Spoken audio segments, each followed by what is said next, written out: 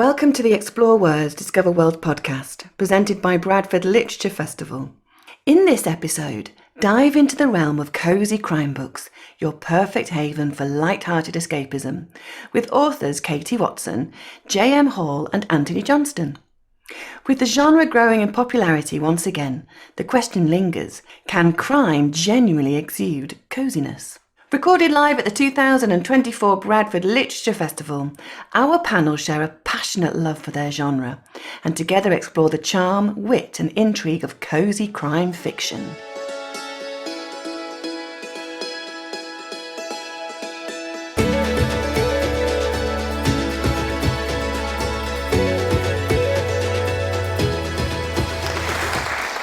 Hello, thank you for coming, and we're going to be chatting today about the Can Crime Ever Be Cosy subject. We will have lots of opportunity at the end to ask questions of the panel. So firstly, well done for solving the mystery of where the event was actually happening today. You've passed the first test, and thanks for being here. And just briefly introduce the panel. At the far end, I've got Antony Johnston. In the middle, I've got Katy Watson, for whom writing crime is elementary, and I'm sure you've never heard that one before.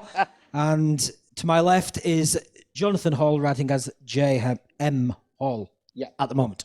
Right, so before we get on to speak to the panel properly, you may be wondering why I've asked you all here tonight. And it's the reason is to discuss cosy crime, which I'm sure, as you all know, was invented by Richard Osman in 2020.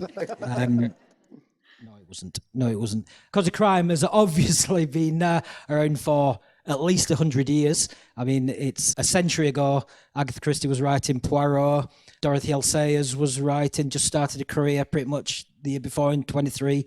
So it's been around a long time. Jonathan, can you just give us a brief introduction to yourself and your latest book? I'm going to do this with all the panel so we know who the suspects are. So yeah, I write a series of novels about three retired primary school teachers who meet at the Thirst Garden Centre every Thursday, and they would solve, would I say crime, would I say mysteries, things that come up. And the latest book, which is number 3, is called A Clock Stopped Dead, and it involves a friend of theirs who goes out, who's stuck at a station one foggy night. She wanders off, she finds this charity shop. She goes inside, thinks it's quite weird, comes away again, and when she goes back the next day, the charity shop has vanished. No charity shop. So that's book number 3, and number 4 is coming out next year. Number 4 is on its way. Excellent. Katy, you're on. The most important thing to know about me is I am genuinely married to Dr. Watson. I'm the author of the 3 Dahlias mysteries, which are murder mysteries about 3 women, 3 actresses from 3 different generations who are all famous for playing the same fictional detective, one Dahlia Lively, who was written about in the 20s and 30s in the first heyday of cosy crime. And these 3 actresses are very, very different women. We've got Rosalind King, who is national treasure. You know, she was Dahlia in the original movies in the 1980s, and everybody knows her name and her face, and she's very elegant. And then we've got Cara Hooper, who played Dahlia on the very long-running TV series that went on for quite a while, and she hasn't really ever played anything else. She is Dahlia. If in the way that if you think of Poirot, you often think of David Suchet. If you think of Dahlia, you think of Cara. And then there's Posy Starling, who is an ex-child star, fresh out of the fame wilderness and rehab, to play Dahlia in the new rebooted movies that they're making this year. And the women are brought together at a fan convention for fans of Dahlia Lively at the stately home of the author. And when a body pitches up dead, they sort of have to team together and solve the murder themselves. And the first 2 books are out now. Book 3 is out next month, and book 4, which is the Christmas special, will be out in November. Excellent. Antony. Yeah, so I'm Antony Johnston. I write the Dog Sitter Detective series of murder mysteries, cozies, whatever you want to call them. They are about Gwynnie Tuffle, a semi-retired actress who takes up dog sitting to make ends meet when her father dies. She retires to look after her father for a decade. When he dies, he leaves her pretty much penniless, and so she has to try and revive her acting career, even though she's now 60 years old. And so she takes up dog sitting as a sideline income. But it comes about through an accident because initially she goes to the wedding of her best friend, another actress who's much more successful and is on her fourth husband, about to marry a wealthy Italian olive oil magnate at her wonderful country house in Hertfordshire. And everything is lovely, and there's even a wedding gift of a pair of purebred Salukis, which nobody was expecting. But then things go horribly wrong when the bridegroom is found murdered, and Gwynnie's friend Tina is suspected and accused of the crime and banged up in the local police station. So Gwynnie has to look after the Salukis and solve the crime, which she does with the help of her stalwart friend, a retired DCI called Alan Birch, who has a black Labrador called Ronnie, and he's kind of a bit like a faithful Labrador himself, loyal and steadfast, not the quickest thinker, but a good friend in a tight situation. That's the first book. The second book, The Dog Sitter Detective Takes the Lead, is set in Little Venice. That came out earlier this year. And the third book, The Dog Sitter Detective Plays Dead, takes place on a film set, actually, in the Yorkshire Dales, where Gwynnie is acting in a film, and one of the stars turns up dead in a locked trailer. So it's a kind of locked trailer rather than a locked room mystery. And that comes out next year. I didn't know that was what it was called, but I'm even more desperate to read it now. Yeah. I mean, it seems that Cosy Crime naturally leads itself to a series. Where was that always the case when you started writing your first book in the series? Was it always, this is going to lead on to more? Or I know the publishing industry doesn't always allow that to happen, but was it in all of your heads that this has got a potential to run on with the same characters? Jonathan? You two had both written quite extensively before. Yeah. And I know you'd written a lot of novels, you'd written a lot of sort of graphic novels and so forth. With me, it was different. It was my first novel. And I think when you're writing something, you can't ever imagine ever having the headspace to write anything else, ever again, let alone a shopping list. So I wrote the first one purely, it was a very personal reason, because it was sort of connected with my dad and he was frauded, and it was just purely a way of exorcising that ghost with no thought of getting it published. But then the first thing they said to me is, have you got more ideas? So, of course, you go, yes, of course I have. I've got loads. Where do I sign? Yeah, but always, actually, when I'm writing, the main thing I think is I can't ever think of any idea ever again. But I don't know if it's different with you two both. I think when I wrote The Three Dahlias, it was my first foray into crime fiction. I'd written lots of other books. I'd written for children, I'd written women's fiction, I'd written romance, but I'd never written a crime novel, and I'd always wanted to. But when I wrote it, I could only see that one book. I could only see the setup and these women in this place and this murder. And it didn't occur to me that they would want there to be any more of them. It just seemed like a book. And then when I finished it and my agent said, I think we need to put something at the end that leads into the next book. And I said, the next book? I said, well, yeah, because after they solve this murder, obviously they're going to be making the new movie with Cosy starring in it. So there's going to be a murder on the film set, isn't there? I said, well, yes, of course there is. Where do I sign? So yeah, and then they offered me a 3-book deal. And I suddenly had to think of somewhere else for them to go as well. Yeah. And now we're up to 6 books, and it turns out there are loads of places that people get bumped off and actresses need to solve it. Yeah, I always joke that the funny thing about UK crime authors is wherever we go, we look around, we find somewhere picturesque and go, well, that'd be a good place for a murder. Yeah. I have written lots of other stuff. I've written graphic novels, video games, screenplays, other novels before. But I actually, like Jonathan, I wasn't writing the first Dog Sitter Detective book with thought of publication, because I should have been writing a different book.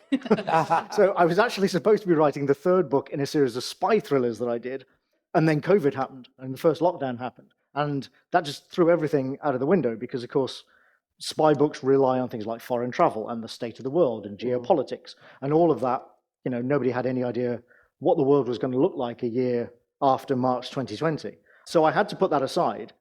But I, like many writers, I can't just sit there and not write. I thought, well, I've got to do something. And I've always loved Cosy Crime. I've always read it. I've always watched it on TV. I've always enjoyed it, but I'd never written it. So much like you, your first crime, my first Cosy Crime, and your first novel. So we were all starting out, really. I actually started writing it as a way to cheer myself up. I thought, I've got to write something, so I'll write something lighthearted that makes me smile while I'm writing it. That's also why I put dogs in it, because I'm a lifelong dog lover, and I just lost a couple of hounds 2 hounds in the space of a year just before lockdown. So the dogs, the Salukis in the first book, they're not entirely like my old lurchers, but they're not entirely unlike them either. And so that was also a way to kind of make myself smile while I was writing it. And then I got about halfway through and thought, well, actually, maybe there's something here. But at the time, I wasn't thinking of a series at all. I wasn't even thinking about publication. Mine was quite similar because I wrote Three Dahlias in lockdown as well. And it was because I had just finished my last YA novel and I didn't have a contract for another one. And my kids were home doing homeschooling, and it was really hard to imagine what teenagers would ever be doing in the future. So I was like, well, I can't come up with another YA novel, I'll write something else. What do we mean by cozy crime? And do you like that label, or have you got problems with it, or what does it mean to you? What do you think the elements are, if there are generic elements of cozy crime? Katy? I think on the label, I think it's useful. It may not necessarily encompass everything that these crime books are. And in fact, I think it covers an awful lot of books from quite a wide spectrum, from the very, very classic cozy, especially American ones, which always have a cat in them or always have a cat solving a murder or baking or a hobby, to all sorts of other things. I mean, there are definitely elements of mine that aren't very cozy, but as a label to help people find the books, fine. I'm very fine with that. I think the one thing, the way I judge a cozy crime, and I appreciate this is a very specifically me way to judge it, is I look at it and go, would my mother read it, or would we tell her it was too gritty? And that's how I know. If I think it's not too gritty for my mum, it's fine. Because I think the very important things are always that it's not too gory, it's not too bloody. Quite often you don't even, you don't see the murder happen necessarily, and you don't turn up on a really gruesome crime scene, because I think that just isn't what the readers are looking for. I think traditionally it has to have an amateur detective. Would you agree? Not always, but yeah, mostly. Mostly amateurs coming in, bumbling around solving crime.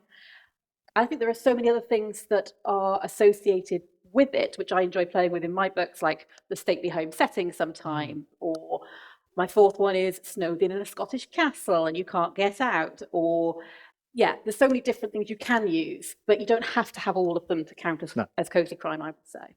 I think of it as taking the brutality out of crime. So in the real world, obviously, crime is not cozy. Anybody who's been a victim of crime or been involved with crime detection knows that it's absolutely not cozy. But what we're doing, in order to make something that's light-hearted in the way it entertains readers, is to remove the grimness and the brutality from things. So terrible things still happen, and we can still talk about interesting issues. You talk about people taking advantage of older people, about dementia and those sorts of problems, which are real issues. I talk about things like how difficult it is for an older woman to revive a career as an actress. She's overlooked by everyone. She's practically invisible to most people. You have the intergenerational relationships. These are serious things that we can talk about, but the way we talk about them is in a light-hearted, sometimes humorous, entertaining way. And also, one thing you didn't mention was the focus on the puzzle. Which I think is really important to cozy. It's what a lot of cozy readers look for. It's what I look for as a reader and a viewer in cozy, is the puzzle of the crime. It's like solving a jigsaw puzzle. Gwynny does jigsaws. That's just it seemed like an obvious character trait, because it is all about, okay, there's a puzzle here to figure out. Here are the clues, here are the red herrings. How do we make it all fit together and make sense? And the reader is trying to do that at the same time as the character. The trick is for your character to stay one step ahead of the reader, but only one step, because you want the reader, and again, I as a reader, I want to be one step behind the detective. I don't want to be completely lost and bewildered. So I think it's important that we play fair with readers, give them the clues, show them what the detective sees, and maybe they can try and figure it out for themselves. And there's a great commonality, I think, between the three of us, in that we all have as our detectives women, and all right, you've got Cosy, but we've all got women who have passed beyond, in the society's eyes, their working life. Because you've got the older actress, I've got the primary school teachers who are retired, and yet they still have all those skills. They have so much to give. Turns out they're still useful to society. Absolutely. I know. Who'd have thought? And so I think that is, and they can sort of ask the questions and make the relationships and see the things. And also, and I noticed sort of in yours too, they look at things with an actress's eyes, how the scene is set and what's right and what isn't. And I think the other thing you said about the amateur side of it is we have a lack of police procedure. Yes. Because in certainly your second one, the police think it's suicide. And in the Three Dahlias, the first murder they think is a heart attack. Yeah. And in mine, I go all the way away to sort of avoid actually having crime. I always have a scene when she's got this friend who's a policewoman and she goes, oh no, it's nothing we'd be interested in. Because as soon as you have police procedure, you've got all these tropes that you have to follow. Also, it's boring. Well, Don't say that in front of Liz. Where's Liz who writes police procedure? But no, anybody who knows anything about how real police work is done, any policeman will tell you it's dull. It's really, really boring. Like, it's not entertaining. And we're at the end of crime fiction where we're trying to entertain readers. Yeah. And the fact that we don't have things like forensics and Yeah. all the sort of evidence that the police can DNA. have, we don't have that. But it means that our detectives have to figure things out through their knowledge of people. They have to ask questions. They have to understand characters. They have to figure out motives and things, which isn't what the police are looking for. The police are looking for cold, hard evidence that will stand up in court. We're looking for the more emotional connection with the people that will help us understand the crime. Yeah. 100%. Yeah. So you're not necessarily terrible people for making light of someone being horribly murdered then, or anything I like don't that? think No? the two things are completely incompatible. We might be horrible people, but not for that reason.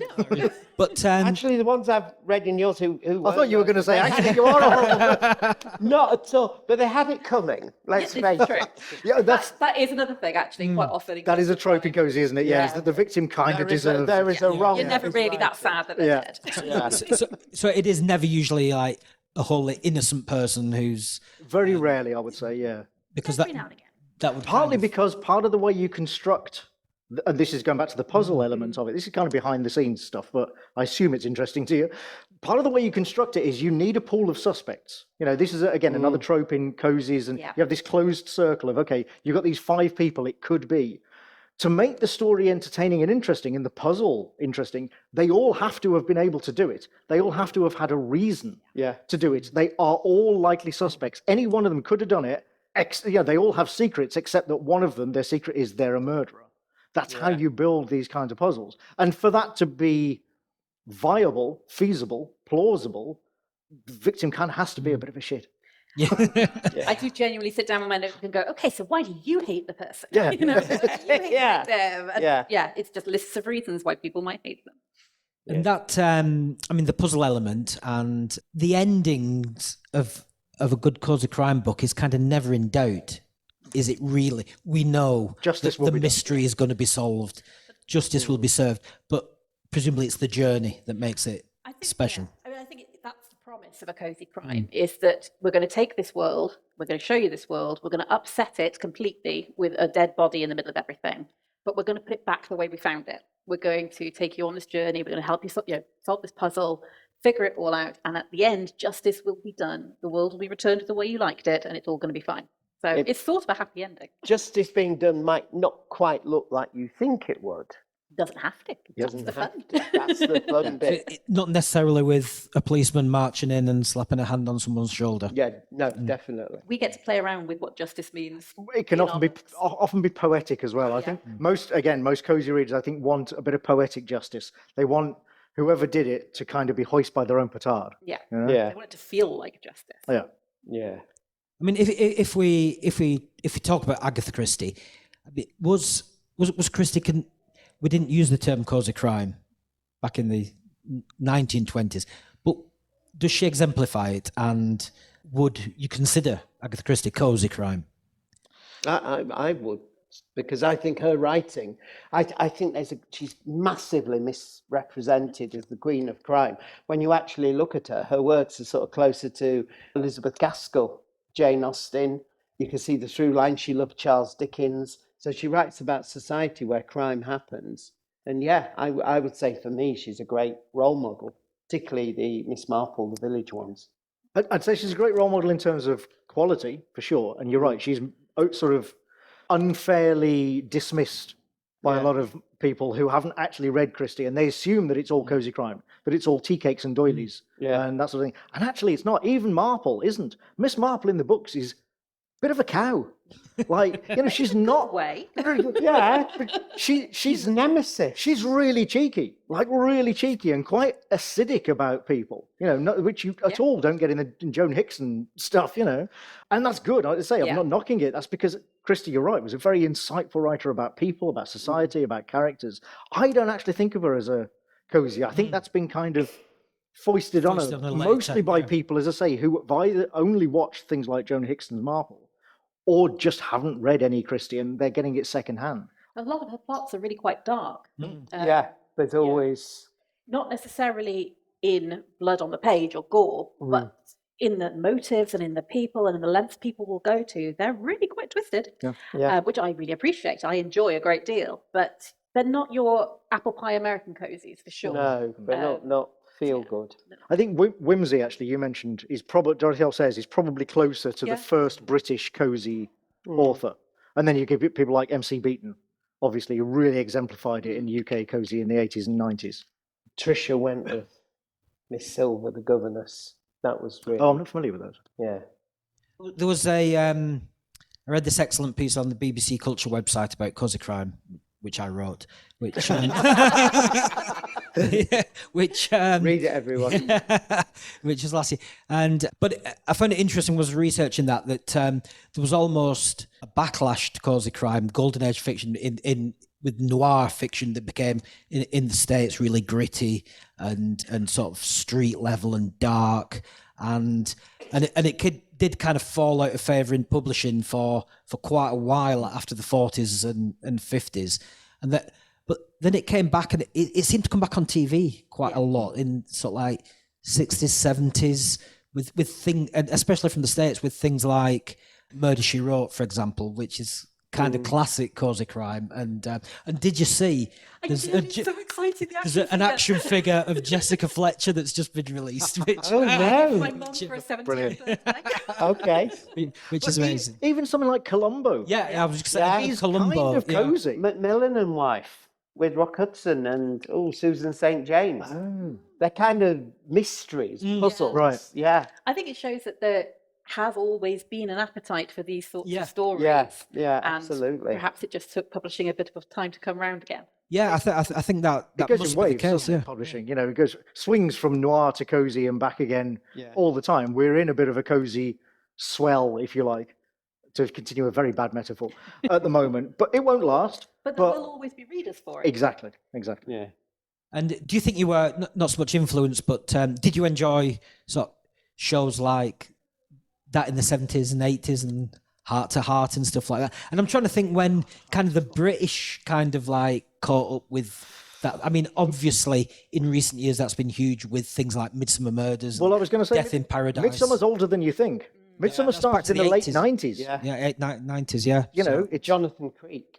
Yes, another one. Yeah, Jonathan Creek. Classics. So Rosemary and Thyme. Less of a classic, but still. Yeah.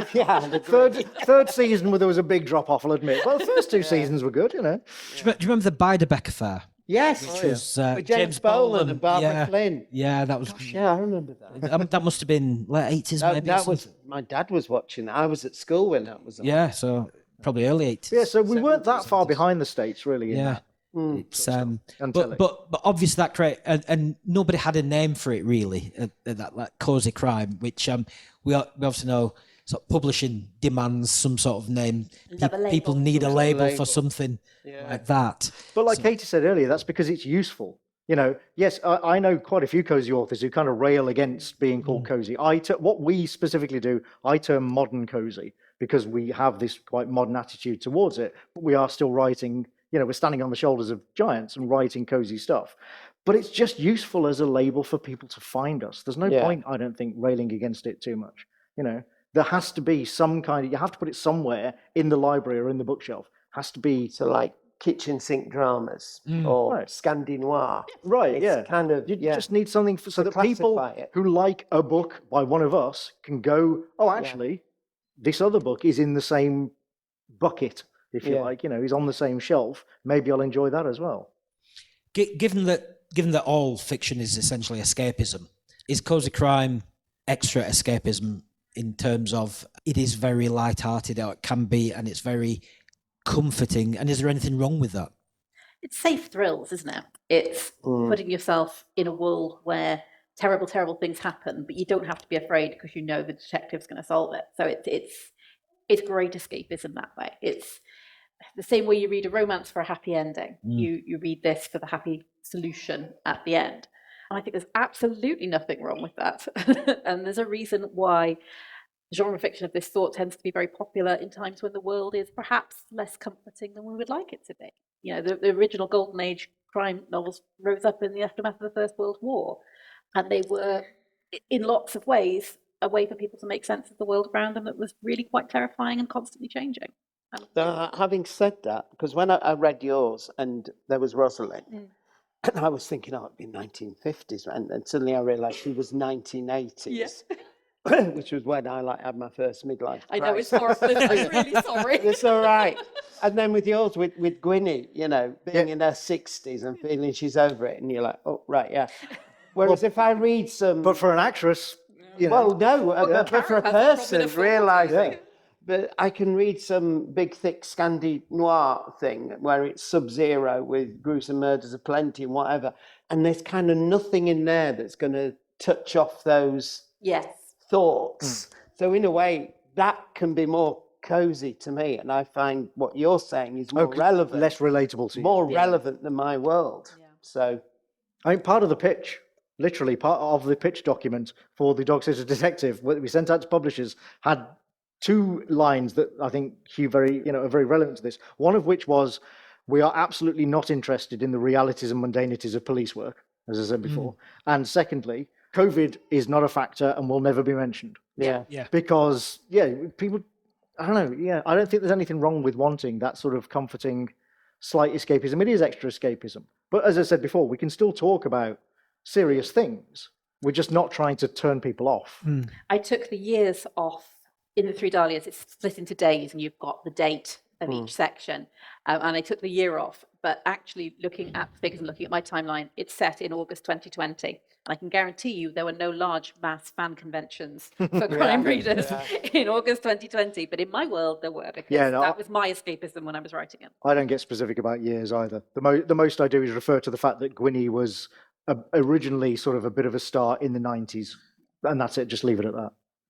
Yeah, and it's also interesting that when we're in the middle of things like COVID, and you think, like, how can you possibly envisage a time when people are not constantly talking about this or thinking about it, but then we get to a point where we're not talking about it all day. And even sort of like fiction or films set during the Second World War or the First, people are not sit there constantly talking about the war. It's something that's happening, obviously, as the backdrop, but people are allowed to have lives within fiction that don't have to be impacted by what's going on around them all the time. There's this series called She Done It. Brilliant. I'd recommend it to anyone on BBC Sounds. And it's about female crime writers. And there was one about wartime. And the writers weren't actually, while it was happening, weren't writing very much about it. It's very noticeable. Miss Marple never is in the war. Poirot, there's one story set very early on in the war, and then there's another Poirot story where there's a prelogue that happens in the war. But that's it. There's no sort of solving murders in the Blitz kind of thing. Yeah. Well, but then I was going to mention Foyle's War, which is kind of cozy. A fantastic TV series, which is all taking place in the war. But again, not all of the crimes are because of the war. The war, in some of them, the war is just kind of a backdrop to the stories. And sort of fiction and media produced at the time, people do want an escape, and as you were saying, it's like the world, especially at the moment, is kind of so much going on and so much that we don't know how it's going to pan out. And people perhaps like to read something that they know has been structured in a way that it is going to offer some kind of resolution that is satisfying. Life doesn't generally come with resolutions or moments where suddenly everything makes sense and you understand it all. It's quite nice to have them in fiction. Who was the most popular and highest paid entertainer during the war? George Formby. You know, a man who, in terms of his entertainment, was about as far from the grim realities of war as you can possibly get. It's a 2-part question. The first part is, have you ever solved a crime? Any of you? Tried to solve. Have you? Have you really? Yeah. tried to address a crime. Because I said my dad had one of these phone fraudsters who rang him up and swindled him out of a large amount of money. And then it turned out there had been a renewable energy company and a rather dodgy mobile phone company who'd signed Dad up into various contracts. So I would say addressing those things, trying to get the police involved, this, that, and the other. So I'd say there were elements of crime. Yeah, absolutely, definitely, yeah. In that. It's have you ever been tempted to try? I once went to the shops leaving a half of a frozen loaf of bread on the side to defrost. And when I came back 10 minutes later, the loaf was gone. There was an empty plastic bag on the floor and a very innocent looking hound lying on the carpet watching me as I came in the door. I deduced who did it. I did once have to go down to the police station to look at mugshots. Did you? Because I used to, when I was a teenager, I worked in Quick Save on the weekends, and someone came in and stole a lot of cigarettes somehow. And I had to go down to the police station to look to see if I could identify the culprits. But unfortunately, I have a very, very bad memory for faces. So I was not quite as useful as they were perhaps hoping I would be. Also, we have a lot of customers in any given day. Would you have been a bit nervous if you had recognised? I would. I mean, I was 16 at the time, so it was all quite nerve-wracking. Yeah.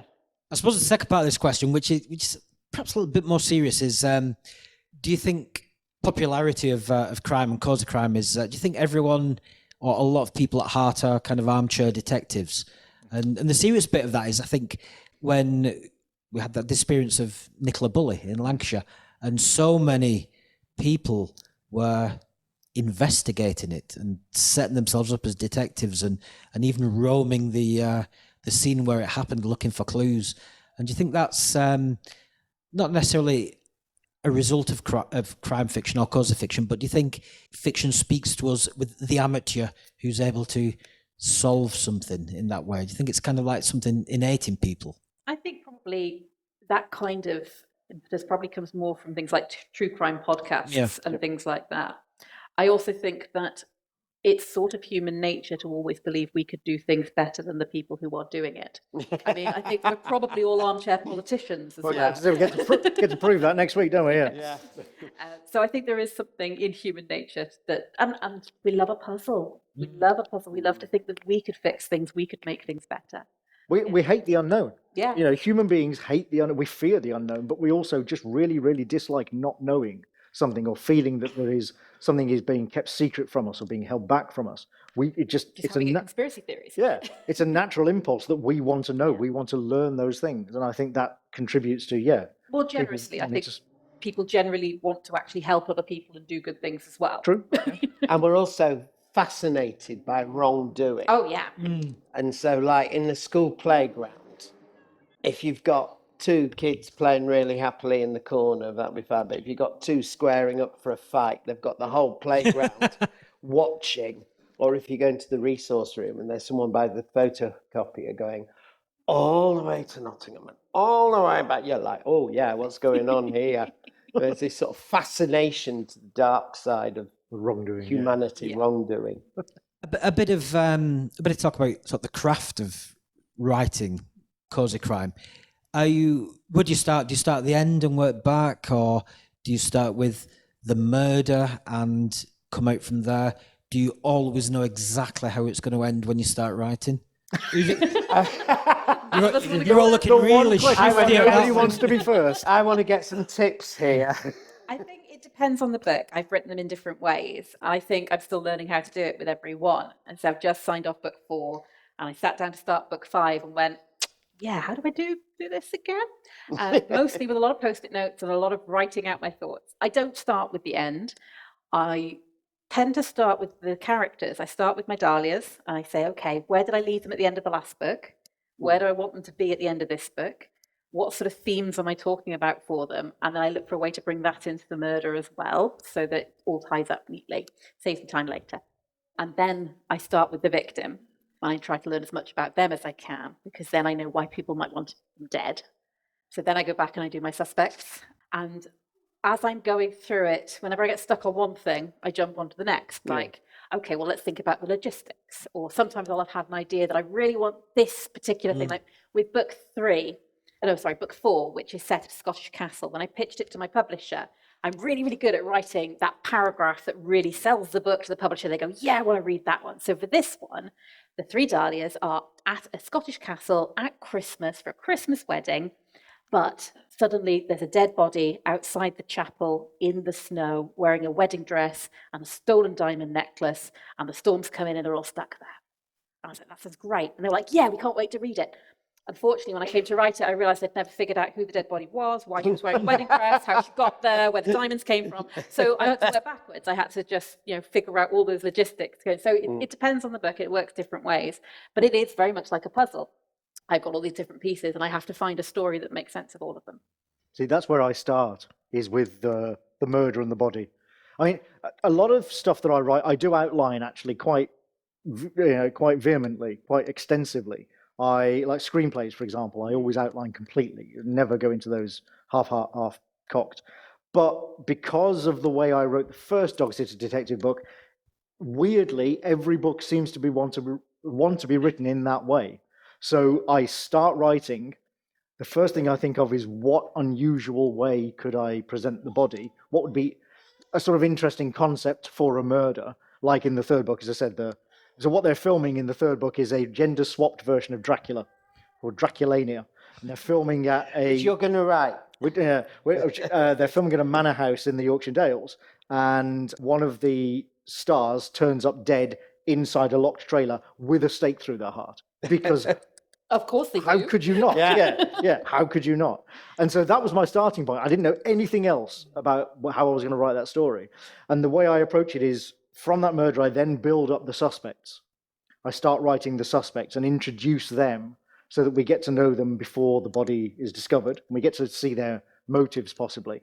And then I take it from there. I never know what the ending is going to be when I start. And in fact, in every single Dog Sitter Detective book so far, I have actually changed the murderer about 3/4, 5/6 Really? of the way through every single one. I've thought, okay, I know who the murderer is, and then I get 3/4 of the way through and I think, but is it?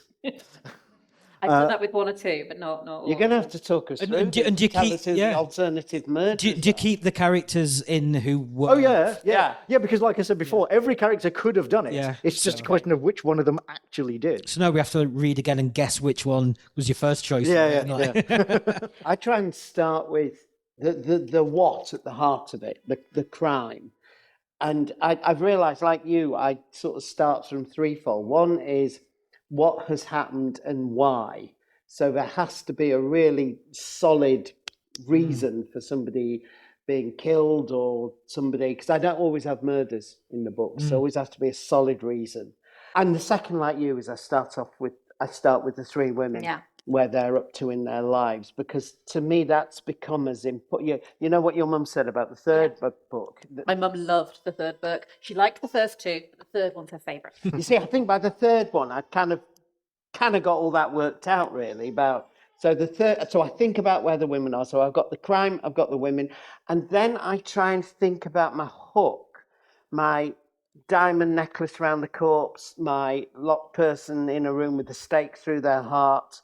And what I've learned actually from reading yours too, and this is as I've been going on, is how you both narrow down your suspects. So you've got them all locked in the canal basin, and you have them all in that hall at night, and you sort of, because you start with a convention, and I was thinking, well, it could be any one of 100 people, and then suddenly there they all are in the manor house, and you've got this big narrowboat festival going on. Again, it could be hundreds of people, but you establish the fact they're all in this sort of. So I learned that was really important as well.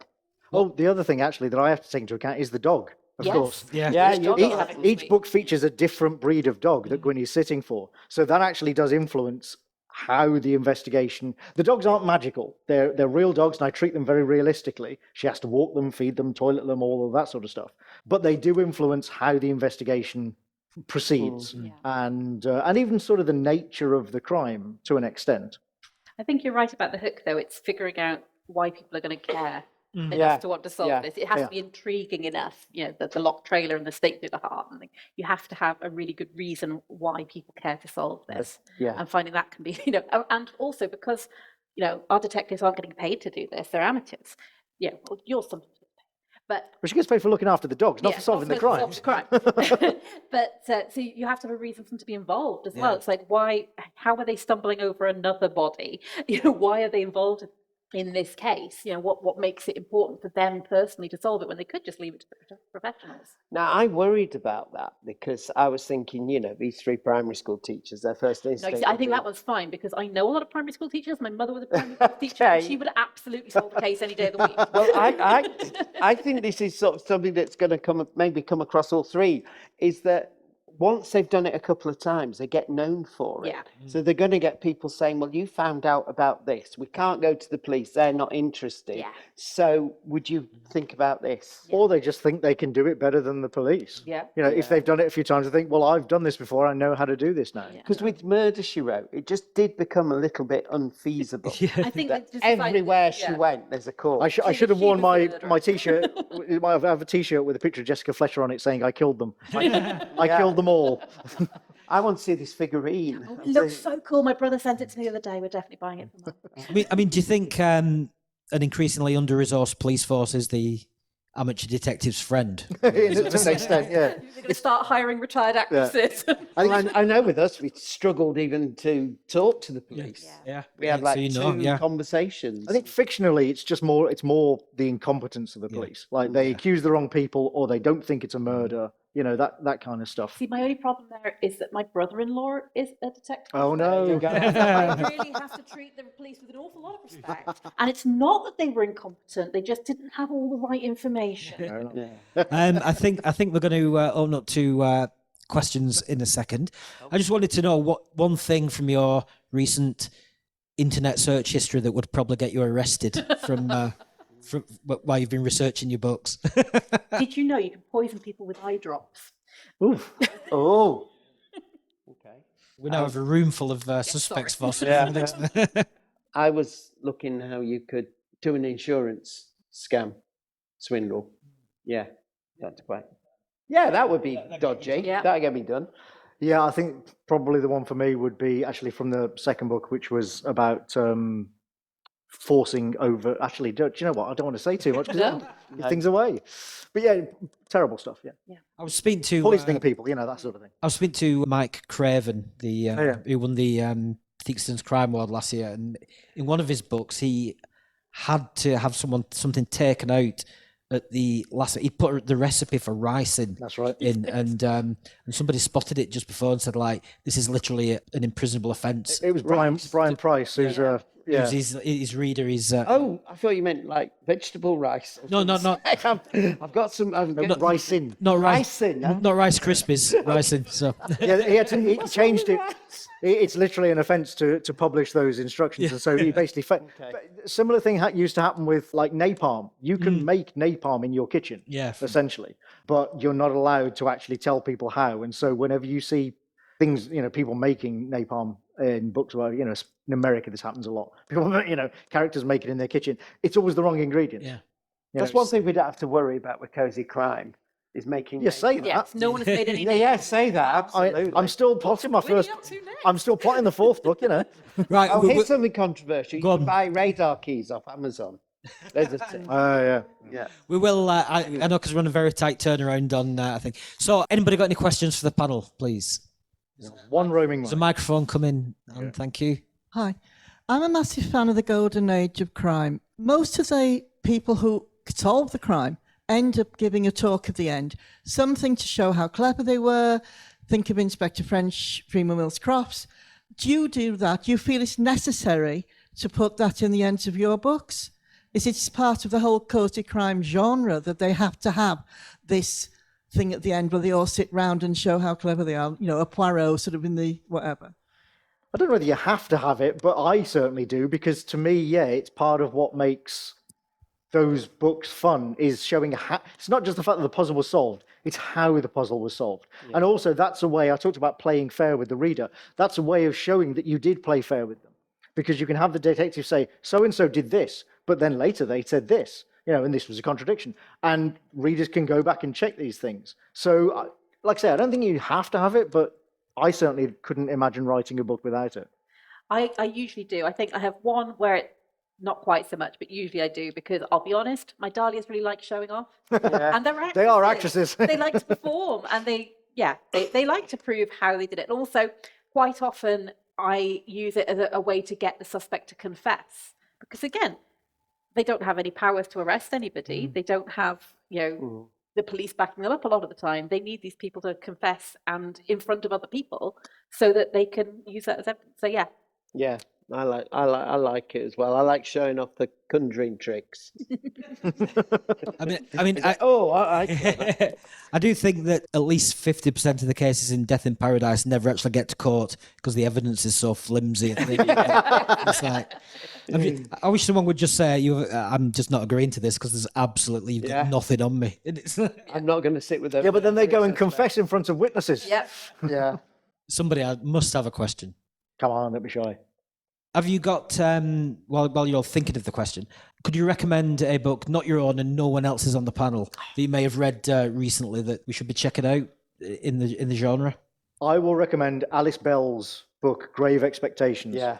One of the reasons that I always recommend it, apart from the fact that it is just genuinely an excellent book, but also is that it shatters some of these tropes about cozies.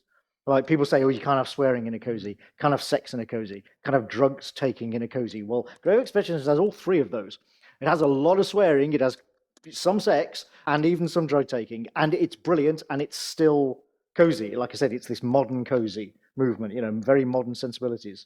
And the high concept is, I'm sure a few of you here will probably remember Randall and Hopkirk Deceased. Kind of similar thing. The main character is a medium, and she solves crime with the help of her best friend, who was murdered as a teenager. Her best friend is a ghost and just accompanies her everywhere, and they're brilliant. Yeah, it's a great book.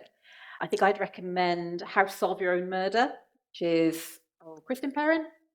Yeah, Yeah. I think. But that's a great book. It's an almost dual timeline. You've got some bits sort of set back in the 60s and some bits set modern day, but the bits in the 60s are from a diary that you're reading. And yeah, it's just a really clever, well-written murder mystery. I loved it. And I would recommend Knife Skills for Beginners Oh, by yes. Orlando Murrin, which is Bake Off meets And Then There Were None. Two of my favourite things. Orlando is a MasterChef finalist and a food writer, long-time food journalist and stuff, so he really knows what he's talking about. There's lots of, if you're a cooking enthusiast, there's a lot of actual cooking detail in just there. like Bake Off, because I'm not. Yeah, well, But it is also a great mystery. It's a great mystery. And it's quite interesting seeing all those books you've mentioned, how the form is kind of like evolving and just being taken forward, and presumably that is what will ensure the longevity of it, that people sort of push the envelope slightly or do different things with it. Yeah. Absolutely, yeah. Like I said, that's what I call modern cozy. It's that's what separates it from traditional cozy. Not as a pejorative. I love traditional cozy, but that is what separates the new movement, if you like, the post Osman cozy movement. I mean, do you think it's this isn't sort of like a comment or criticism either way, but do you think cozy is inherently middle class because of there's a lot of country houses and stuff like that? I don't think it has to be. Alice Bell being a good example. Alice's stuff is firmly working class. Yeah, I don't think it has to be. Although they do go to quite a big house. They do, that's true, yeah. And then they go to rich a family. private island with a spa. That's the second one. Oh, that's true, actually, Yeah. But those are just kind of exotic locations more than middle class sensibilities, I think. And you kind of have the sort of primary character, the detective, doesn't have to be from the upper classes, but they often get sort of drawn into that because that's where, the classic, we don't want to involve the police in this, and we need to keep this private and family matter. Yeah, that's true. Yeah, That's true. But I don't think it's inherent. I think it's just you also need to have the detective needs enough spare time to be able to investigate. That's the other thing. Presumably, which is why we have like a lot of retailed characters who were brought into it, which is also refreshing in a publishing landscape which is very skewed towards young people to actually have portrayals of people who aren't sort of 25 seems to find its natural home in the genre. It's funny that actually a few years ago, say 5 years ago, there weren't that many crime fiction novels starring older women. And yet something about the last few years, and and some of us were working on this stuff pre-Osman or whatever, but there's something in the zeitgeist But now you can't swing a cat for them. It's like everyone over 60 is out there solving a crime somewhere. It's And it's a running joke in publishing now, yeah. And how far do you think publishing will take it? Do you think it like Cosy Crime in Space or? Oh, I hope so. That sounds great. I've done crime in space. I did a series of graphic novels called The Fuse about an older female detective solving murders on a space station. So you've done it. You've literally done it. Yeah, So, yeah, but they weren't cozy. They weren't cozy. Chris Brookmeyer did Places in the Darkness, which again is, detective solving. Didn't you say there were about 3 came out at the same No, time? those were the comic books that I did. Oh, yeah, right. Okay. Yeah. The trouble is that they're a really difficult sell because sci-fi readers don't necessarily care about the crime bits and crime readers don't care about the sci-fi bits. So it's tricky, unfortunately. Excellent. Right. Does anybody have a final question before we wrap up? Do you find it's easy to write what you know, a familiar world rather than a world you don't understand? It can be more difficult in a way because you know what you're making up. If you know it really well, you can go, I can't do that because that's not realistic. Whereas if you don't know it, you can just make up any old rubbish. But I think it helps if you draw unrealistic things. Like I used to act, so I can talk about acting and stuff in the context of my main character. I know dogs, so I can put those in. But I'm not striving to be ultra realistic. Yeah. Yeah, I think I find that I need to know my characters really well, and I need to understand them in the context of maybe my own life and those other people I've known. None of them are based on real people, but you draw from the world around you. As long as I know them really well, I'm happy to make the rest up. I know when I'm writing about a world I don't know, and I know I've got a great danger of coming across as caricatured or not genuine. Yeah. And so, like you say, you have to work harder. I think emotional knowledge is more important, isn't it? Like write what you know emotionally. Yeah. Absolutely. Yeah, definitely. Because then you can be more universal. I can research locations, I can research certain houses, I can go and visit them, and I can read up and research those things. But emotions are harder to research. Yeah. If you've never had your heart broken, you can't write really effectively about somebody going through that process. What a cheery note to end on. Yes, and on that bombshell. Anthony, Katy, Jonathan, thank you so much. Thank you.